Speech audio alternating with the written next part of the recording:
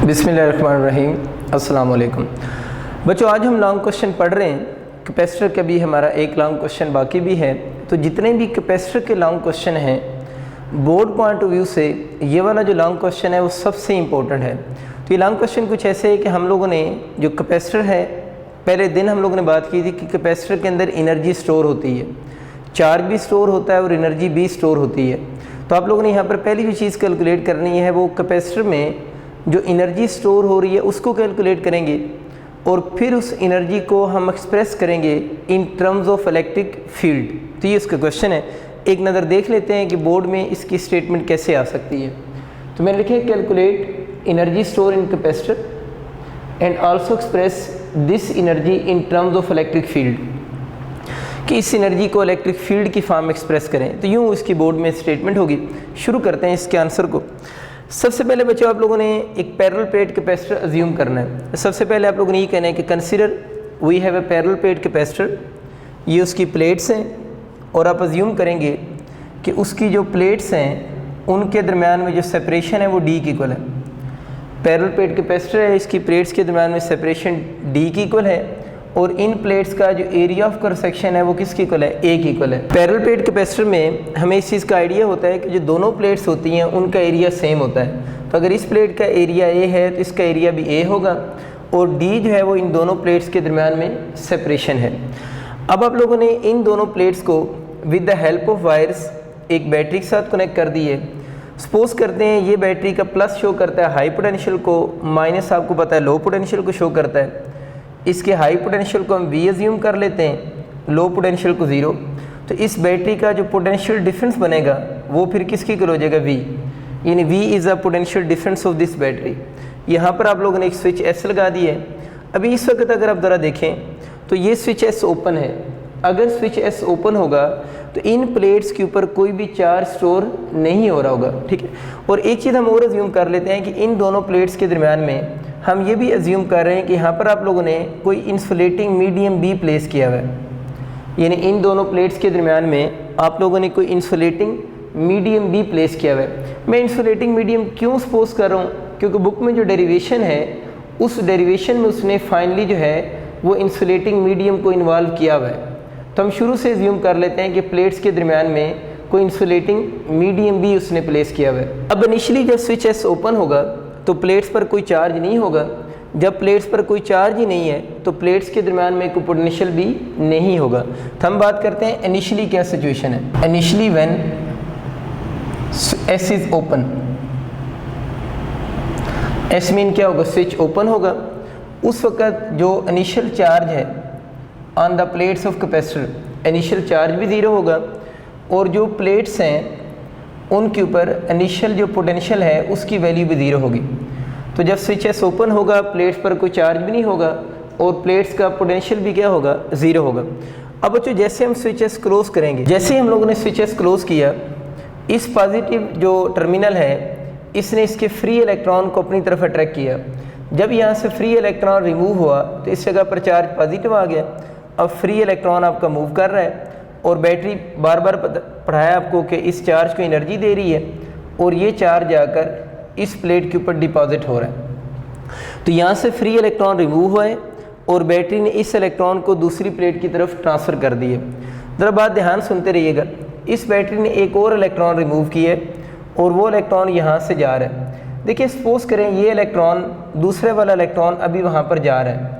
जब यहाँ पर कोई इलेक्ट्रॉन डिपॉजिट नहीं हुआ था, जब ये पहला इलेक्ट्रॉन आया था तो ये तो बड़ा इजीली वहाँ पर डिपॉजिट हो गया होगा क्योंकि इसको वहाँ से रिपेल करने वाली कोई चीज़ प्लेट के ऊपर नहीं थी। लेकिन अब ये जो सेकंड इलेक्ट्रॉन आ रहा है ये जब यहाँ डिपॉजिट होने लगेगा तो ऑलरेडी प्रेजेंट इलेक्ट्रॉन जो होगा, ये वाला ऑलरेडी प्रेजेंट इलेक्ट्रॉन इस इनकमिंग इलेक्ट्रॉन को क्या करेगा, रिपेल करेगा। अब इस इलेक्ट्रॉन को यहाँ पर डिपॉजिट होने के लिए इस बैटरी को मोर वर्क डन करना पड़ेगा। ये बात को समझ आ रही है ना, क्योंकि ये वाला इलेक्ट्रॉन जब डिपॉजिट होने लगेगा तो ऑलरेडी प्रेजेंट इलेक्ट्रॉन इस इलेक्ट्रॉन को रिपेल करेगा। तो इस इलेक्ट्रॉन को डिपॉजिट होने के लिए कौन डिपॉजिट करवा रही है? बैटरी करवा रही है। तो इस बैटरी को मोर वर्क डन करना पड़ेगा इस वाले इलेक्ट्रॉन को डिपॉजिट करवाने के लिए। और एक इलेक्ट्रॉन लेके आते हैं, एक और इलेक्ट्रॉन लिया, चलते चलते चलते ये इलेक्ट्रॉन तीसरे वाला आ गया। अब जब ये तीसरा इलेक्ट्रॉन डिपॉजिट होने लगेगा तो पहले जब ये दूसरा डिपॉजिट हुआ था उसको एक इलेक्ट्रॉन रिपेल कर रहा था। अब जब ये तीसरा डिपॉजिट होने लगेगा तो उसको 2 इलेक्ट्रॉन रिपेल करेंगे। तो बताना ये चाह रहा हूँ कि जो इस प्लेट के ऊपर चार्ज इंक्रीज़ होता जाएगा तो जो प्लेट के ऊपर इलेक्ट्रॉन्स हैं वो इनकमिंग इलेक्ट्रॉन को पहले से लेस रिपेल करेंगे, मोर रिपेल करेंगे। और इसका मतलब ये कि जैसे और इलेक्ट्रॉन आ रहे हैं, डिपॉजिट तो होते जा रहे हैं, लेकिन उन इलेक्ट्रॉन को कौन डिपॉजिट करवा रही है? बैटरी डिपॉजिट करवा रही है। और बैटरी को जो वर्क डन करना पड़ रहा है, आपको क्या लगता है कि जब बैटरी यहाँ से इलेक्ट्रॉन की उधर ट्रांसफ़र करवा रही है तो मैं ये कह सकता हूँ ना, इलेक्ट्रॉन जब डिपॉजिट हो रहे हैं, इलेक्ट्रॉन ट्रांसफ़र हो रहे हैं, कह लें यूँ आप कह रहे हैं कि जब इलेक्ट्रॉन उस प्लेट के ऊपर क्या हो रहे हैं? डिपॉजिट हो रहे हैं। एक ही बात है, इलेक्ट्रॉन ट्रांसफ़र हो रहे हैं या इलेक्ट्रॉन डिपॉजिट हो रहे हैं, तो जो बैटरी है ना, बैटरी को क्या करना पड़ रहा है? बैटरी वर्क डन कर रही है। मुझे सिर्फ आप बच्चों ये इस बात का आंसर करो कि ठीक है कि बैटरी जब इलेक्ट्रॉन को ट्रांसफ़र कर रही है तो जो इलेक्ट्रॉन को ट्रांसफ़र करेगी वो वर्क डन करेगी। अब बैटरी जो वर्क डन कर रही है वो वर्क डन कांस्टेंट रेट से हो रहा है या वेरिएबल रेट से हो रहा है? तो बैटरी का जो वर्क डन है वो कांस्टेंट रेट से नहीं हो रहा, बल्कि बैटरी का जो वर्क डन है वो वेरिएबल वर्क डन है। यानी बैटरी का वर्क डन जो है वो वेरिएबल वर्क डन है। वेरिएबल वर्क डन क्यों है? कि शुरू में बैटरी को क्या करना पड़ेगा? लेस वर्क डन करना पड़ेगा, लेकिन जो इधर इलेक्ट्रॉन डिपॉजिट होते जाएंगे तो बैटरी को विद टाइम पहले से क्या करना पड़ेगा? ज़्यादा वर्क डन करना पड़ेगा।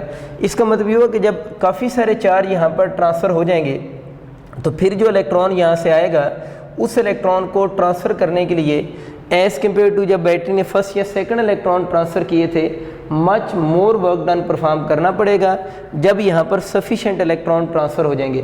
तो मैं कह सकता हूँ इलेक्ट्रॉन को ट्रांसफ़र या डिपॉजिट करने में बैटरी जो वर्क डन करती है, and battery perform work done variable rate से, कि बैटरी का वर्क डन यूनिफॉर्म नहीं होगा, बैटरी का जो वर्क डन है वो वेरिएबल है। यहाँ तक हम पहुँच चुके हैं। मैंने आपको शुरू से बात बताई थी कि जैसे जैसे प्लेट्स के ऊपर चार्ज इंक्रीज़ होता जा रहा है, इन प्लेट्स के दरमियान में पोटेंशियल डिफरेंस भी क्या होता जा रहा है? इंक्रीज़ होता जा रहा है। सपोज़ करते हैं बच्चों एक ऐसी स्टेज आई है कि जब इन दोनों प्लेट्स पर जो चार्ज है ना, जब इस प्लेट पर चार्ज प्लस क्यू हुआ है, इस प्लेट पर चार्ज कौन सा होगा? माइनस क्यू हुआ है, उस वक़्त इन दोनों प्लेट्स के दरमियान में जो पोटेंशियल डिफरेंस है ना, इन दोनों प्लेट्स के दरमियान में पोटेंशियल डिफरेंस जो है वो बैटरी के पोटेंशियल के इक्वल हो गए। यानी कि ऐसी स्टेज आई है जब इधर प्लस क्यू चार्ज था, ज़ाहिर है उस तरफ माइनस क्यू होगा, क्योंकि ये तो कैपेसिटर की प्रॉपर्टी है ना कि both plates acquire equal and opposite charge. उस वक्त इस जो बैटरी है उसकी दोनों प्लेट्स के दरमियान में पोटेंशियल डिफरेंस किसके इक्वल हो गया? बैटरी के पोटेंशियल के इक्वल हो गया। और मैंने आपको बताया था जब कैपेसिटर की प्लेट्स का पोटेंशियल बैटरी के पोटेंशियल के इक्वल हो जाएगा, उस वक्त मैंने एक वर्ड ये यूज़ किया था कि इन दोनों कंपोनेंट्स का आपस में, इस कंपोनेंट का, कैपेसिटर भी सर्किट का कंपोनेंट है, बैटरी भी सर्किट का कंपोनेंट ही है, तो इन दोनों कंपोनेंट्स का क्या ख़त्म हो जाएगा? पोटेंशियल डिफरेंस ख़त्म हो जाएगा। जब इस वाले कंपोनेंट का और इस कंपोनेंट का पोटेंशियल डिफरेंस कब ख़त्म होगा? जब दोनों के पोटेंशियल सेम हो जाएंगे, तो फिर करंट का फ़्लो कह लें या चार्ज का फ़्लो क्या हो जाएगा? ज़ीरो हो जाएगा। इसका मतलब ये कि जब इन दोनों के पोटेंशियल जैसे ही मैच करेंगे तो फिर ये जो चार्ज या करंट फ़्लो करके आपका आ रहा है, इसका फ़्लो क्या हो जाएगा? ज़ीरो हो जाएगा। या हम इसको बोलेंगे कि आपका जो कैपेसिटर है वो फुली क्या हो गया? चार्ज हो गया। इसका मतलब ये हुआ कि जब हम स्विचेस क्लोज़ करते हैं, बैटरी चार्जेस को ट्रांसफ़र करने में वर्क डन करती है। बैटरी का वर्क डन आपको मैंने समझा दिया, यूनिफॉर्म नहीं है, वेरिएबल रेट पे है। कब चार्जिंग स्टॉप हो जाएगी या कब इलेक्ट्रॉन का फ़्लो स्टॉप हो जाएगा?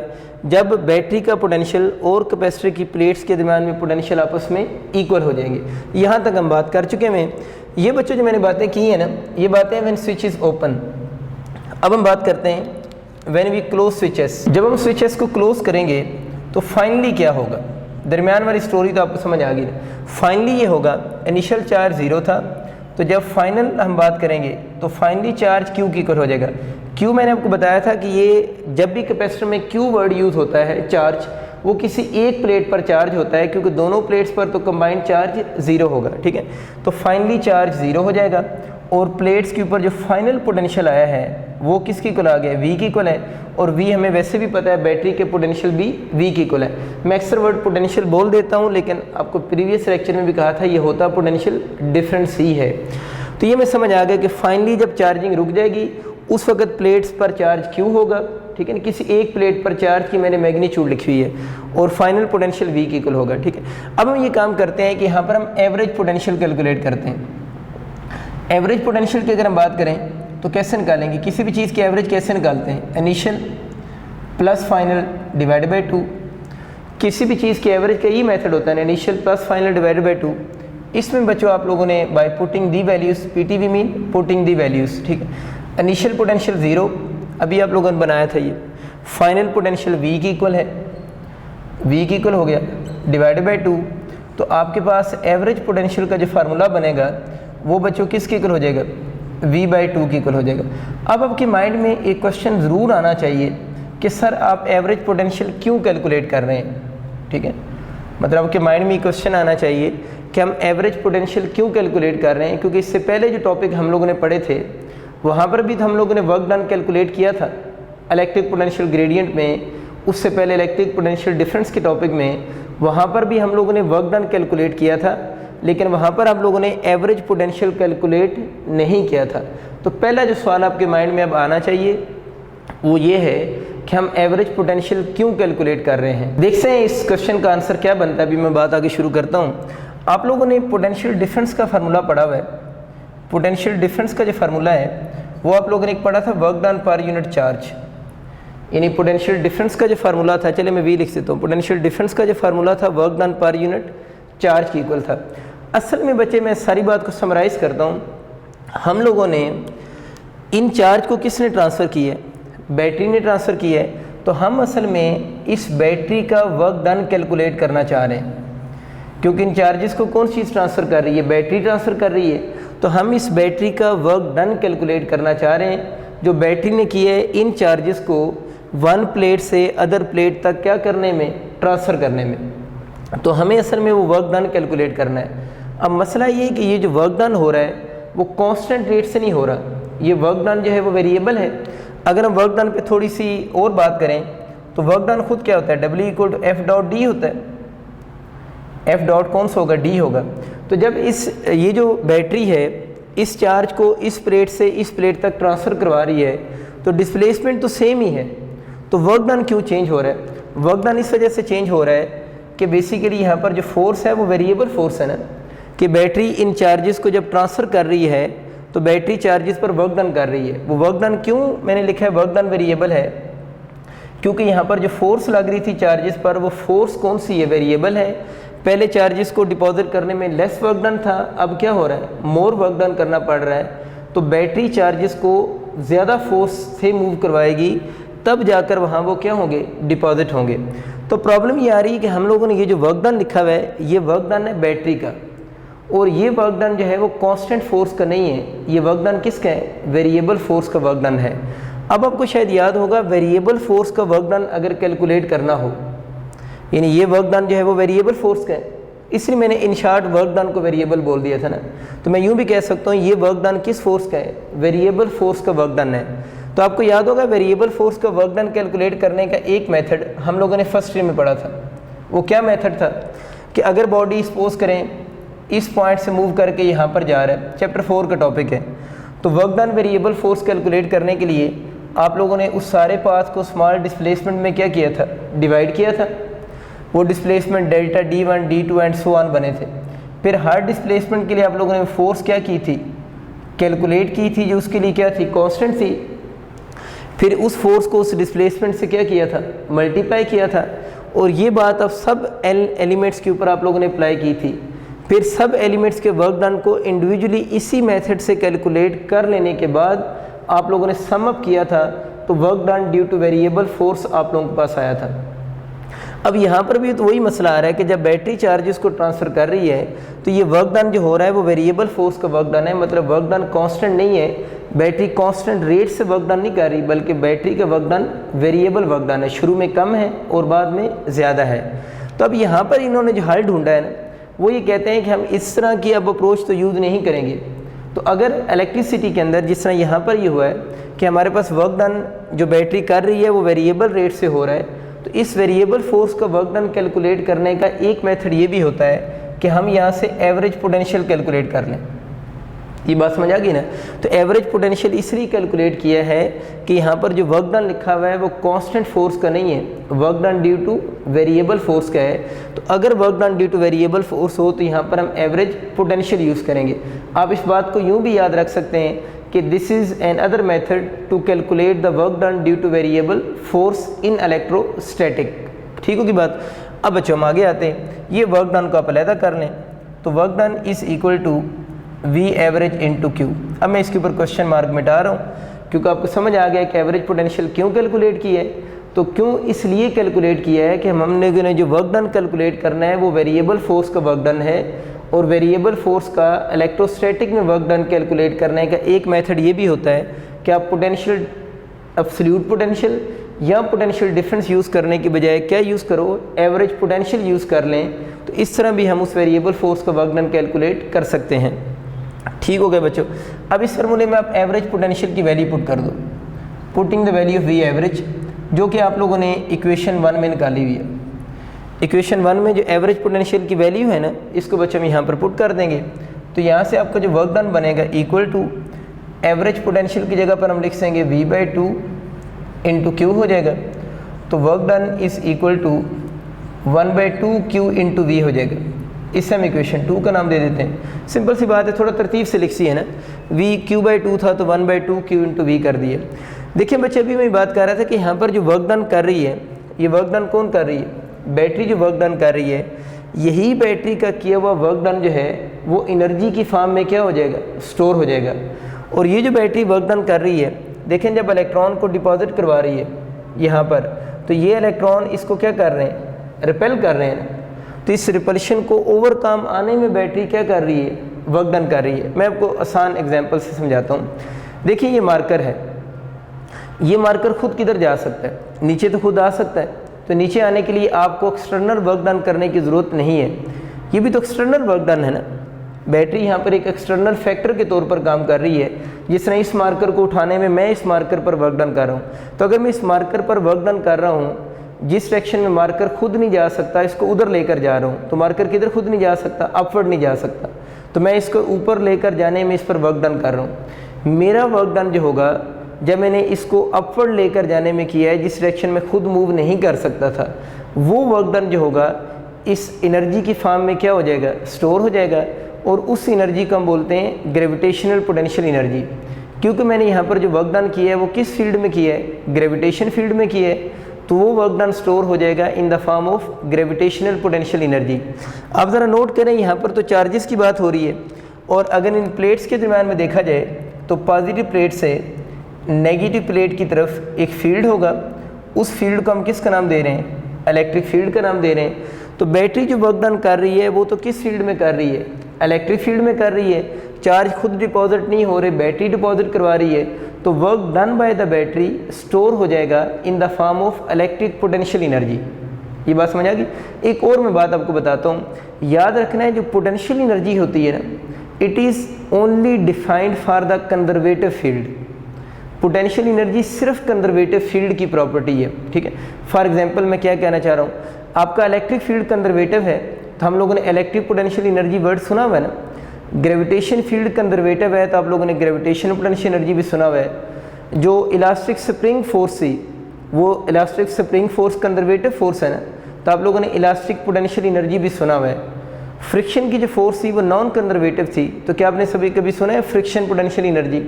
तो potential energy is a property of only कौन सा फील्ड? कंजर्वेटिव फील्ड की प्रॉपर्टी है। और यहाँ पर जो बैटरी वर्क डन कर रही है, this work done store in the form of energy, और उस एनर्जी को हम किसका नाम देंगे? इलेक्ट्रिक पोटेंशियल एनर्जी का नाम देंगे। अब ये एनर्जी कहाँ स्टोर होगी? एनर्जी जो होती है ना बच्चे, हमेशा फील्ड में स्टोर होती है। जिस तरह इस मार्कर को अगर मैं अपवर्ड लिफ्ट कर रहा हूँ, तो मैंने इस मार्कर पर जो वर्क डन किया है वो वर्क डन एनर्जी की फॉर्म में स्टोर हो जाएगा। कहाँ पर स्टोर होगा? उस फील्ड में स्टोर हो जाएगा जिस फील्ड में आप लोगों ने क्या किया है? वर्क डन किया है। तो अगर मैं ये वर्क डन करता हूँ इस मार्कर पर, तो वर्क डन किस में? ग्रेविटेशन फील्ड में स्टोर होगा। और यहाँ पर हम वर्क डन कर रहे हैं किस फील्ड में, इलेक्ट्रिक फील्ड में। तो जो बैटरी वर्क डन कर रही है वो वर्क डन एनर्जी की फॉर्म में स्टोर हो जाएगा। एनर्जी है कौन सी, इलेक्ट्रिक पोटेंशियल एनर्जी, और वो वर्क डन कहाँ पर स्टोर होगा, इलेक्ट्रिक फील्ड में। और इलेक्ट्रिक फील्ड यहाँ किस जगह है, between the plates of capacitor. तो ये बातें अब मैंने करनी है। तो मैंने ये बात आपसे की है कि जो वर्क डन जो है ना, work done bye battery in the form of electric potential energy in electric field between the plates of capacitor. तो बहुत इंपॉर्टेंट लाइन, एग्जाम में मस्त ये लाइन लिख कर आनी है। इसका मतलब ये जो वर्क डन है, किसका वर्क डन आ गया, work done by the battery आ गया। और ये वर्क डन किधर क्या है, store in the form of electric potential energy. ये दूसरा एमसीक्यूज कि बैटरी जो वर्क डन करती है वो किस एनर्जी की फॉर्म में स्टोर होता है, इलेक्ट्रिक पोटेंशियल एनर्जी की फॉर्म में स्टोर होता है। क्योंकि ये वर्क डन किस फील्ड में हो रहा है, इलेक्ट्रिक फील्ड में हो रहा है। तो इसका मतलब ये हुआ कि ये वर्क डन पोटेंशियल एनर्जी की फॉर्म में स्टोर हो सकता है, क्योंकि electric field is a conservative field. तो ये work done electric potential energy की फॉर्म में स्टोर हो रहा है। और ये इलेक्ट्रिक पोटेंशियल एनर्जी कहाँ पर है, इन क्या है, ई मीन इलेक्ट्रिक फील्ड है। और कौन सा electric field, between plates of capacitor. बस ये बच्चों आप लोगों ने बात याद रखनी कि जो कैपेसिटर एनर्जी स्टोर करता है वो एनर्जी है कौन सी, इलेक्ट्रिक पोटेंशियल एनर्जी है। और वो कहाँ स्टोर होती है, between the plates of capacitor. और प्लेट्स ऑफ कैपेसिटर के दरमियान में जो इलेक्ट्रिक फील्ड है, उस इलेक्ट्रिक फील्ड के अंदर एनर्जी क्या हो रही है, स्टोर हो रही है। तो बच्चों हमारी सारी बात का कंक्लूजन ये था कि बैटरी ने जो वर्क डन किया है, this work done store in the form of you mean electric potential energy. तो work done electric potential energy की फॉर्म में स्टोर हो गया है। तो सो इक्वेशन 2 बिकम्स, इस चीज़ को अगर मैं इक्वेशन 2 में पुट कर दूं, इक्वेशन 2 इक्वल हो जाएगी u equal to 1/2 q into V. इस एनर्जी स्टोर के काफ़ी सारे फार्मूला हैं। फर्स्ट फार्मूला बच्चों आप लोगों ने ड्राइव कर ली है कि एनर्जी स्टोर का जो फर्स्ट फार्मूला बनता है वो 1/2 q इंटू वी होगा। अब हम पहले इस फार्मूला में q की वैल्यू पुट करेंगे और उसके बाद हम v की वैल्यू पुट करके दो डिफरेंट फार्मूलाज और बना लेंगे। तो फर्स्ट ऑफ ऑल हम q की वैल्यू पुट करते हैं। देखिए आप सब फेमिलियर हैं कि q जो होता है वो इक्वल टू सी वी होता है, ठीक है। q equal to C V होता है। और यहाँ से अगर मैं v की वैल्यू निकाल लूँ तो v किसकी इक्वल हो जाएगा, q/c हो जाएगा। तो आप लोगों ने इस इक्वेशन ए से दो फार्मूला बनाने हैं। पहला फार्मूला कैसे बनेगा, आप लोगों ने इस फार्मूला में इक्वेशन ए में q की वैल्यू पुट करनी है। तो आप लोगों ने कहना है putting the value of q। देखिए इस q की वैल्यू को अगर मैं इक्वेशन ए में पुट करके थोड़ा सॉल्व करूँ, u इक्वल टू 1/2, इस q की जगह पर क्या हो जाएगा, सी वी इंटू वी हो गया। अगर इसको मैं मल्टीप्लाई कर दूं तो u equal to 1/2 C V square, ठीक है। इससे हम इक्वेशन नंबर बी चले कह देते हैं, ठीक है, ये इक्वेशन बी है। अब दोबारा इसी इक्वेशन ए में आप लोगों ने किसकी वैल्यू पुट करनी है, वी यानी पोटेंशियल डिफरेंस की वैल्यू पुट करें। तो दोबारा आप लिखें putting the value of V यानी potential difference in equation A, कि ये v की वैल्यू इस इक्वेशन ए में पुट करें। एक और फार्मूला बनेगा u is equal to 1/2 q। v की जगह पर आप लोगों ने बच्चों क्या लिखना है, q/c। तो u is equal to 1/2 q square by C हो जाएगा। इसे अब इक्वेशन नंबर सी का नाम दे दें। तो देखिए तीन बेसिक इक्वेशन हम लोगों ने इसकी बना ली है। ये तीनों आपको याद होनी चाहिए, इनके आपके एमसीक्यू भी बन सकते हैं, शॉर्ट क्वेश्चन भी आ सकते हैं। तो तीनों एनर्जी स्टोर के फार्मूले हैं। यहाँ से एक चीज़ आपके माइंड में ज़रूर आनी चाहिए कि इस फार्मूला से हमें नज़र आ रहा है कि जो एनर्जी है और कैपेसिटेंस का आपस में डायरेक्ट रिलेशन है, लेकिन इस फार्मूले से ही नज़र आ रहा है कि एनर्जी का और कैपेसिटेंस का आपस में इन्वर्स रिलेशन है, ठीक है। अब हम डायरेक्ट रिलेशन कब यूज़ करेंगे, हम इन्वर्स रिलेशन कब यूज़ करेंगे, ये बातें फिर हम बाद में देखेंगे। लेकिन ये क्वेश्चन आप लोगों ने अपने माइंड में रख लेना है कि ये कोई मसला ज़रूर है, इसमें डायरेक्ट रिलेशन आ रहा है और इसमें इन्वर्स रिलेशन आ रहा है। तो ये एमसीक्यू की स्टेटमेंट डिसाइड करेगी कि आप लोगों ने यू और सी का डायरेक्ट यूज़ करना है या इन्वर्स। मैं ये कहना चाह रहा हूँ, अगर आपसे बंदा पूछे ना कि एनर्जी का कैपेसिटेंस साथ क्या रिलेशन है, एनर्जी का कैपेसिटेंस साथ क्या रिलेशन है, डायरेक्ट है या इन्वर्स है, तो आपको नज़र आ रहा है कि एक फार्मूले में डायरेक्ट है और एक फार्मूले में इन्वर्स है। कब डायरेक्ट यूज़ करना है, कब इन्वर्स यूज़ करना है, ये फार्मूला प्रूफ होने के बाद हम इस पे बात करेंगे। तो देखिए बच्चे, आप लोगों ने एनर्जी के डिफरेंट रिलेशनशिप बना दिए हैं। अब अभी हमने क्या बात की थी कि ये एनर्जी प्लेट्स के अंदर स्टोर नहीं हो रही, बल्कि प्लेट के अंदर तो क्या स्टोर हो रहा है, प्लेट में तो चार्ज स्टोर हो रहा है। प्लेट में क्या चीज़ स्टोर हो रही है, चार्ज। एनर्जी कहाँ स्टोर हो रही है, एनर्जी जो है वो इलेक्ट्रिक फील्ड में स्टोर हो रही है। इलेक्ट्रिक फील्ड कहाँ पर है? बिटवीन दी प्लेट्स, यानी प्लेट्स के दरमियान में जो इलेक्ट्रिक फील्ड है ना, उसके अंदर एनर्जी स्टोर हो रही है। तो हमारा क्वेश्चन का बी पार्ट भी यही है कि also express this energy in terms of electric field, कि अगर ये एनर्जी इलेक्ट्रिक फील्ड में स्टोर हो रही है, दोबारा बोल रहा हूँ, कौन सा electric field? Between the plates.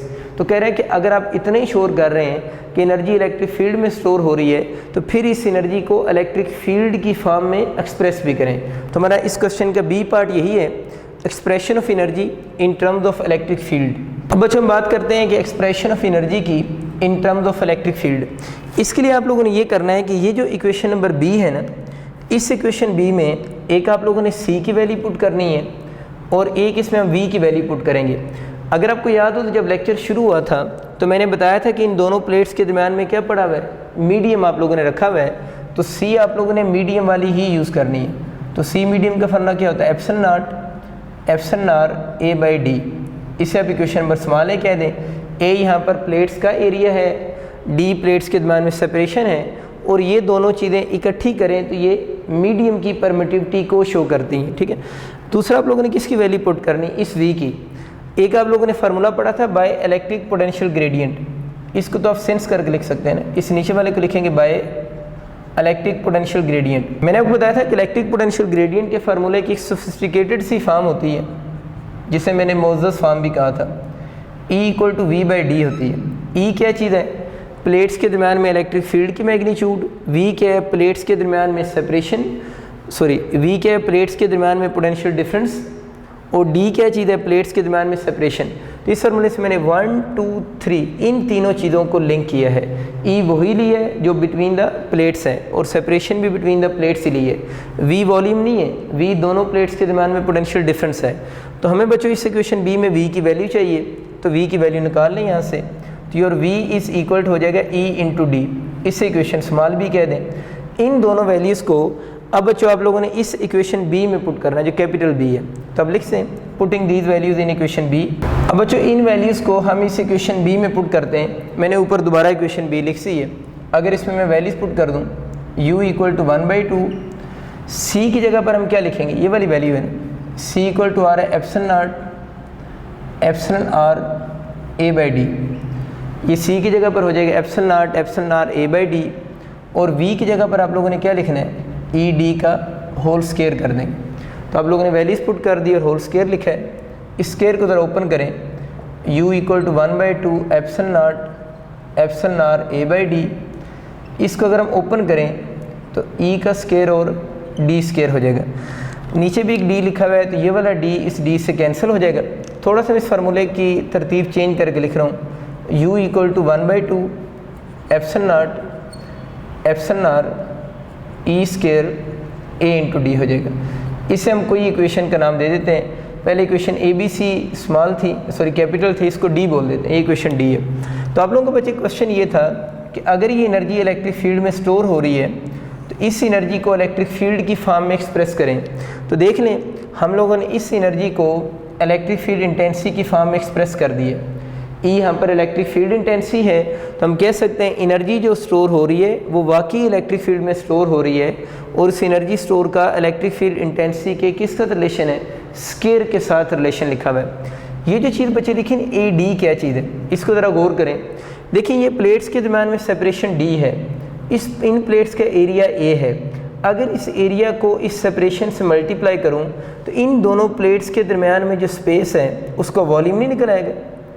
इन दोनों प्लेट्स के दरमियान में सेपरेशन का वॉल्यूम कैसे निकालेगा? इसके एरिया को सेपरेशन से क्या कर दें? मल्टीप्लाई कर दें। तो मैं कह सकता हूँ ये जो ए डी लिखा हुआ है ये वॉल्यूम है। किस चीज़ का वॉल्यूम है? Between plates of capacitor. तो ये वॉल्यूम लिखा हुआ है बिटवीन प्लेट्स ऑफ कैपेसिटर का वॉल्यूम आपके पास आ गया। तो यहाँ से हमें ये बातें क्लियर होगी कि एक तो एनर्जी इलेक्ट्रिक फील्ड में स्टोर हो रही है, और दूसरा ये भी बात कन्फर्म हो रही है कि इलेक्ट्रिक इस एनर्जी स्टोर का वॉल्यूम के साथ डायरेक्ट रिलेशन है। और किस चीज़ का वॉल्यूम? जो कि between the plates of capacitor जो स्पेस है उसके वॉल्यूम के साथ डायरेक्ट रिलेशन है। मीन जितना ये वॉल्यूम ज़्यादा होगा उतनी एनर्जी स्टोर भी फिर क्या होगी? ज़्यादा हो रही होगी। आगे चलते हैं। इसके बाद एक और छोटी सी टर्म आप लोगों ने कैलकुलेट करनी है, उसको हम बोलते हैं एनर्जी डेंसिटी। एनर्जी डेंसिटी को हम स्मॉल u से डिनोट करते हैं। अगर हम इसकी डेफिनेशन लिखते हैं उसके बाद इसको डिस्कस करते हैं। तो मैंने इसकी डेफिनेशन लिखी, energy content in a unit volume, यानी यूनिट वॉल्यूम के अंदर जितनी एनर्जी होती है उस एनर्जी को हम किसका नाम दे रहे होते हैं, एनर्जी डेंसिटी का नाम भी देते हैं। अगर मैं इस एनर्जी डेंसिटी का फार्मूला लिखूं तो मैंने अभी को बताया इसकी सिंबल क्या होती है, स्मॉल यू से डिनोट करते हैं। और इसका फार्मूला अगर हम लिखेंगे तो एनर्जी जो स्टोर हो रही है उस एनर्जी स्टोर को आप लोगों ने वॉल्यूम से डिवाइड कर देना, तो एनर्जी डेंसिटी की ये डेफिनेशन भी होती है कि energy store per unit volume is called energy density. या बुक में उसने ये लिखी हुई कि energy content in a unit volume, बात एक ही है, आप कोई भी लिख सकते हैं। तो energy store per unit volume भी आप कह सकते हैं। अब अगर इसमें इसकी मैं सिंबल पुट कर दूं, U equal to energy store को हम U से डिनोट कर रहे हैं और यहाँ पर जो वॉल्यूम है उसको हम AD से डिनोट कर रहे हैं। ये बात हुई थी ना, जो वॉल्यूम है उसको हम किस से डिनोट कर रहे हैं, AD से, और यहाँ पर वॉल्यूम को आप लोगों ने AD ऑलरेडी लिखा भी हुआ है, ठीक है। अच्छा, अब अगर हम इसमें वैल्यूज पुट कर दें, यानी U की वैल्यू पुट करें, तो देखते हैं इक्वेशन क्या बनेगी। Putting the value of U, तो स्मॉल u इक्वल टू इस कैपिटल U की जगह पर लिख देंगे 1/2 epsilon naught epsilon r E square AD। ये तो भी सिर्फ U की वैल्यू लिखी गई है ना। अभी इस इक्वेशन का अपना क्या बाकी है, 1/AD बाकी है, AD से कैंसिल हो जाएगा। तो एनर्जी डेंसिटी का आपके पास जो फार्मूला बन जाएगा बच्चों, U इक्वल टू हो जाएगा 1/2 epsilon naught epsilon r into E square. बहुत इंपॉर्टेंट रिलेशन आप लोगों ने बना ली है और इसको आप इक्वेशन नंबर E का नाम दे दें। तो ये आप लोगों ने जब लॉन्ग क्वेश्चन आता है तो दोनों चीज़ें कैलकुलेट करनी होती हैं। एनर्जी को हम एक्सप्रेस करते हैं in terms of electric field भी, और एंड पे आप लोगों ने एनर्जी डेंसिटी भी कैलकुलेट करनी होती है। अगर मैं इसकी यूनिट की बात करूँ ना, एनर्जी की यूनिट तो जूल होती है ना, उधर जगह नहीं इसलिए इधर लिख रहा हूँ एनर्जी डेंसिटी की यूनिट। तो एनर्जी डेंसिटी की यूनिट अब यहाँ से ना बनाएं तो ज़्यादा अच्छा है, इसकी डेफिनेशन से इसकी यूनिट बनाएं। डेफिनेशन मीन जो स्टार्ट वाला फार्मूला है वो एनर्जी स्टोर लिखा हुआ है, एनर्जी स्टोर की यूनिट जूल होती है और वॉल्यूम की यूनिट क्या होगी, मीटर क्यूब। तो इसकी यूनिट जो बनती है वो जूल पर मीटर क्यूब इसकी यूनिट होगी। तो ये बच्चों आप लोगों ने याद रखना है कि इस तरह जो कैपेसिटर में एनर्जी स्टोर होती है उसका हम कैलकुलेट कर सकते हैं। अब बच्चों हम इसके कुछ MCQ देख लेते हैं। अभी थोड़ी देर पहले मैं आपको ये फार्मूला लिखा था, U इक्वल टू 1/2 Q²/C। आपको इस फार्मूले से एक चीज़ तो ये नज़र आ रही है कि U का और Q का आपस में डायरेक्ट रिलेशन है, बल्कि Q के स्क्वायर का डायरेक्ट रिलेशन है। इस फार्मूले को अगर आप देखें तो इस फार्मूले से आपको नज़र आ रहा है U का और V के स्क्वायर का आपस में डायरेक्ट रिलेशन है, ऐसे ही है। U वो एनर्जी है जो स्टोर हो रही, V क्या चीज़ है, potential difference between the plates. अब अगर आपका MCQ ये आ जाता है कि अगर हम प्लेट्स के ऊपर जो चार्ज है, यानी प्लेट्स है ना कैपेसिटर, इन पे चार्ज को डबल कर दें, if U double the charge on the plates of capacitor, तो बताएं एनर्जी स्टोर पे क्या इफेक्ट होगा। ये अपने पास लिख लें, स्टेटमेंट ये है, if U double the charge on the plates of capacitor what is effect on the energy store. तो एनर्जी स्टोर पे क्या इफेक्ट होगा, तो दोनों साइड बैलेंस करनी होती हैं। बैलेंस कैसे होंगी, इधर तो चार्ज डबल किया है लेकिन Q का स्क्वायर लिया जा रहा है, तो दोनों साइड को बैलेंस करने के लिए Q के साथ जो नंबर लिखा हुआ है उसका भी स्क्वायर लेंगे, तो 2 का स्क्वायर कितना होता है 4। इसका मतलब कि चार्ज को डबल करेंगे तो एनर्जी स्टोर भी कितने टाइम, 4 टाइम इंक्रीज कर जाएगी। इस तरह बच्चे अगर इसका क्वेश्चन आ जाए, वो आपसे कहता है कि ये V क्या चीज़ है, potential difference between the plates of capacitor. अब अगर आपका MCQ ये आ जाता है कि अगर हम कैपेसिटर की प्लेट्स के दरम्यान में पोटेंशियल डिफरेंस को हाफ कर दें, स्टेटमेंट दोबारा नोट कर लें, if we half the potential difference between the plates of capacitor what is effect on the energy store. तो हमें नज़र आ रहा है कि डायरेक्ट रिलेशन है। अगर आप लोगों ने पोटेंशियल डिफरेंस को किसी भी तरीके से हाफ किया है तो अब आप लोगों ने देखना है U का क्या रिलेशन बनेगा। तो U के साथ नीचे आप लोगों ने ऐसा नंबर लिखना है कि दोनों साइड आपस में बैलेंस हो जाएं।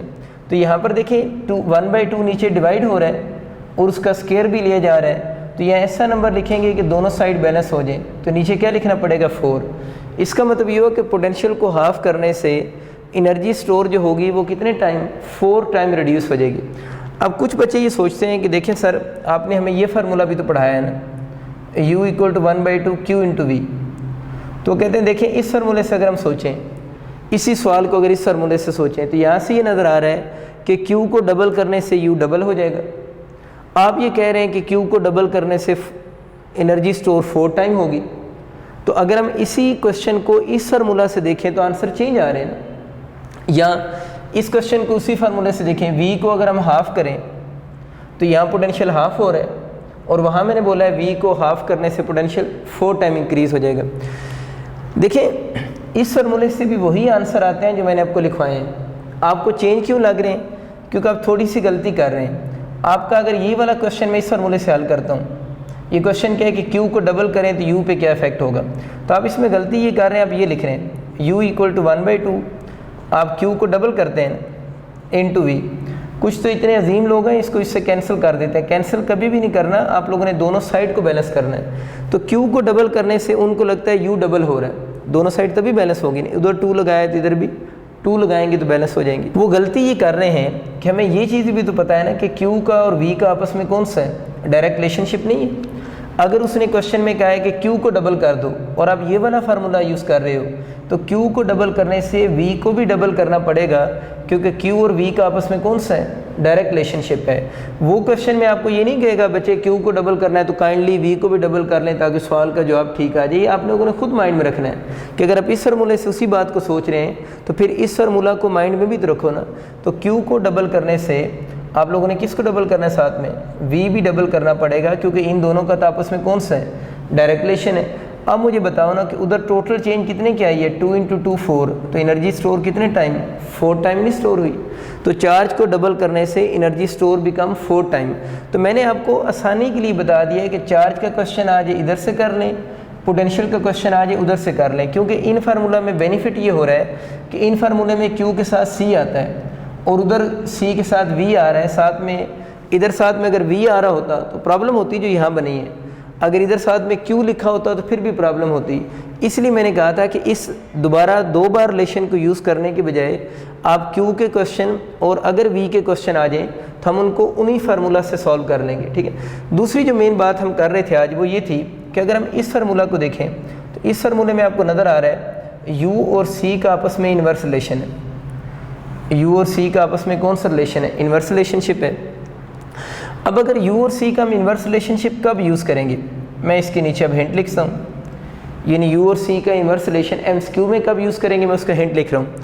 पहला उसका हिंट जो सबसे कॉमन है, u और c का इन्वर्स रिलेशन कब होगा, जब ये q कांस्टेंट होगा। यानी u और c का इन्वर्स रिलेशन कब होगा, जब यहाँ पर ये चार्ज कांस्टेंट होगा।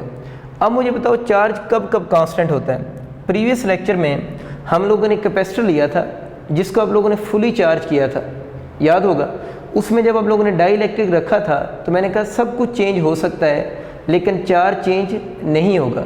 इसका मतलब ये हुआ कि एक हिंट ये है कि अगर आपको कभी MCQ तो आ जाए ना और MCQ में चार्ज कैपेसिटर आपको गिवन हो। चार्ज कैपेसिटर का मतलब क्या है, ऐसा कैपेसिटर जिसमें after charging battery is remove. तो चार्ज कैपेसिटर का मतलब होता है after charging battery is remove. एक तो हिंट ये है कि u और c का इन्वर्स कब यूज़ करना है, जब आफ्टर चार्जिंग बैटरी को वो रिमूव कर दे। दूसरा और सोचें और कहाँ पर चार्ज कांस्टेंट होता है, और बच्चों जो चार्ज कांस्टेंट होता है अगर आपको याद हो तो अगर कैपेसिटर सीरीज़ में लगे हुए हो, सीरीज़ कम्बिनेशन ऑफ कैपेसिटर हो तो तब भी तो चार्ज कांस्टेंट होता है ना।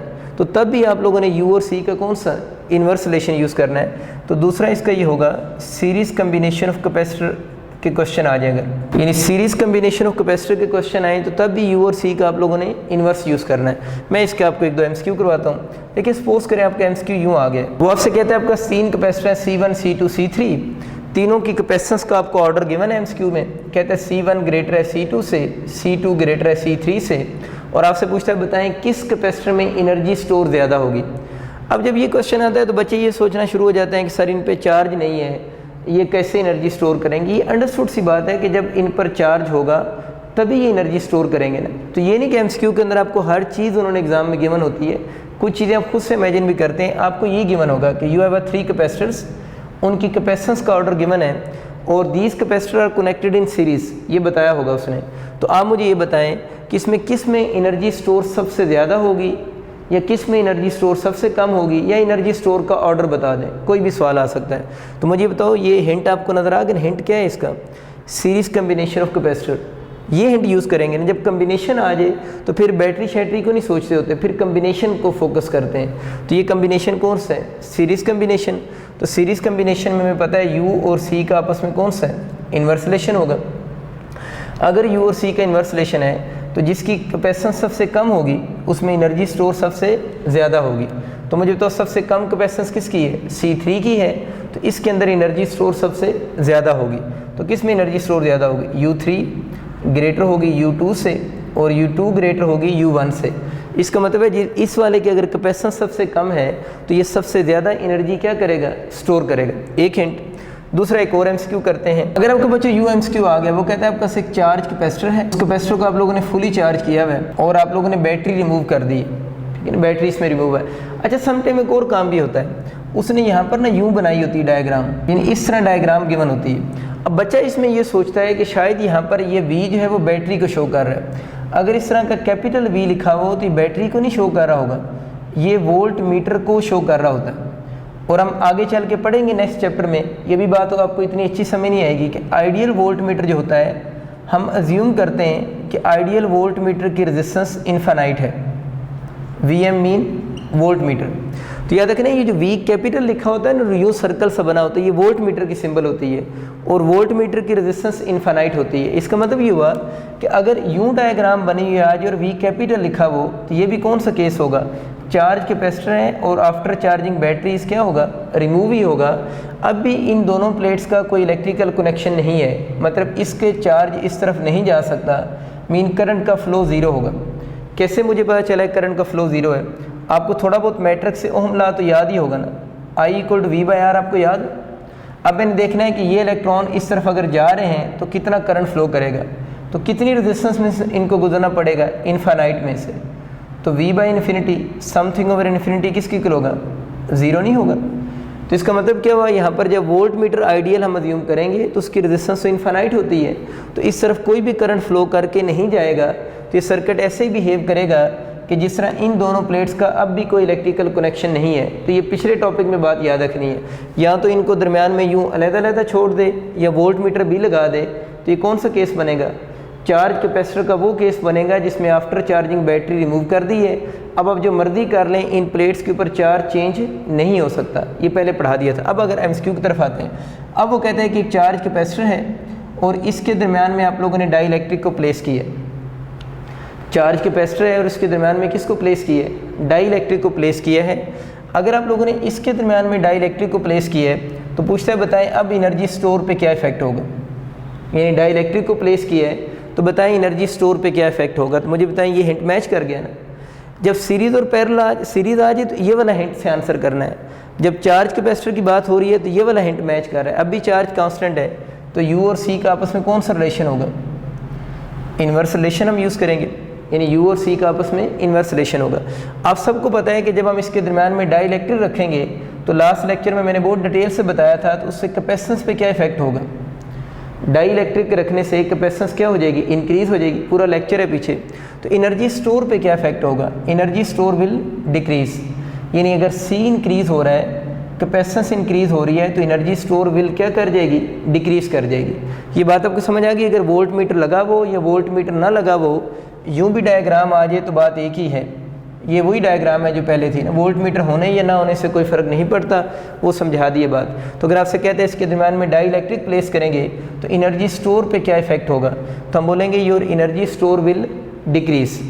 मेरा आपसे अब क्वेश्चन ये है, ये इक्वेशन रह गई है, इसको फिर हम नेक्स्ट लेक्चर में फिर डिस्कस करने की कोशिश करेंगे। मेरा आज का आप लोगों से सवाल ये है, जो आप लोगों ने मुझे कमेंट सेक्शन में आंसर करना है, कि जब हम इस डाई इलेक्ट्रिक को प्लेस कर रहे हैं, ये तो हमें पता है डाई इलेक्ट्रिक को जब प्लेस कर रहे होंगे तो उससे C इंक्रीज़ होगी। C क्यों इंक्रीज़ होगी, मेरा पिछला पूरा लेक्चर इस पे है।